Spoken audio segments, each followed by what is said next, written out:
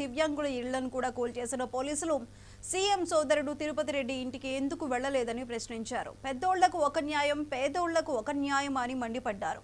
పట్టా భూముల్లో ఇళ్లు కట్టుకుంటే కూల్చేశారని, ఇది ప్రజాపాలన కాదు, ప్రజలపై ప్రతీకార పాలన అన్నారు బీఆర్ఎస్ నేత ఆర్ఎస్ ప్రవీణ్ కుమార్. ముఖ్యమంత్రి గారికి నిజం పడుతుంది అసలు నాకు. ముఖ్యమంత్రి గారు ఆలోచిస్తున్నారు దీని గురించి. ధనవంతులు అయితే పోతారండి, వాళ్ళ స్కూల్లోనే ఇళ్ళకి తెచ్చుకుంటారు. అవసరం కొంటే ట్యూటర్లను కూడా ఇళ్ళకి తీసుకొచ్చి చదివించుకుంటారు వాళ్ళ పిల్లలను. పేదలకు ఆ పరిస్థితి లేదు, అందుకొరకే వాళ్ళు పేదలుగా మారిపోయినారు.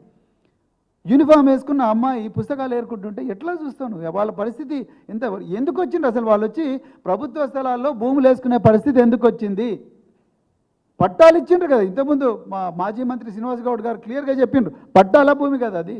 చాలా చోట్ల ఉన్నాయి. మరి అప్పట్లో మరి ఎఫ్టీఎల్, బఫర్ జోన్ అవన్నీ డిఫైన్ చేసిన అధికారులు అప్పుడు పర్మిషన్లు ఎట్లా ఇచ్చిండ్రు? పేద మధ్యతరగతి వాళ్ళకి ఇవన్నీ ఏం తెలుస్తాయి? వాళ్ళకి ఇల్లు కావాలంటుంది. బతుకు తెరువు కోసం పట్టణ ప్రాంతాలకు వస్తారు. ఇప్పుడు దేవరకొండలో బతుకు తెరువు దొరికితే సింగరేణి కాలనీకి వచ్చి ఎందుకు బతుకుతారు బంజారా సోదరులు? సింపుల్ విషయం.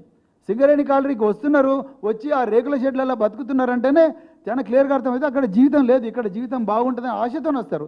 ఇక్కడ కూడా నువ్వు వాళ్ళ శిథిలం చేస్తే మరి ఎక్కడ పోవాలి వాళ్ళు?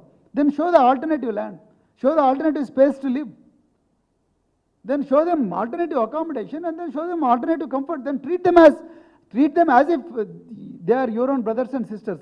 There cannot be one law for Tirupati Reddy and another for poor people and physically disabled people, Dalits and Girijans in other districts. So దీన్ని మేము అర్జెంటుగా మేము ఖండిస్తున్నాం.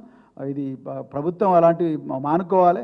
పేద ప్రజలు, మధ్యతరగతి ప్రజలు వాళ్ళ బతుకు తెరువు కోసం వచ్చిండ్రు. వాళ్ళకి they have to show alternative land. Government, it is government responsibility, it state's responsibility. They are the voters of the state and they pay the taxes, and you gave electricity connection, you gave water connection, you gave pattas, and even then you are demolishing their homes.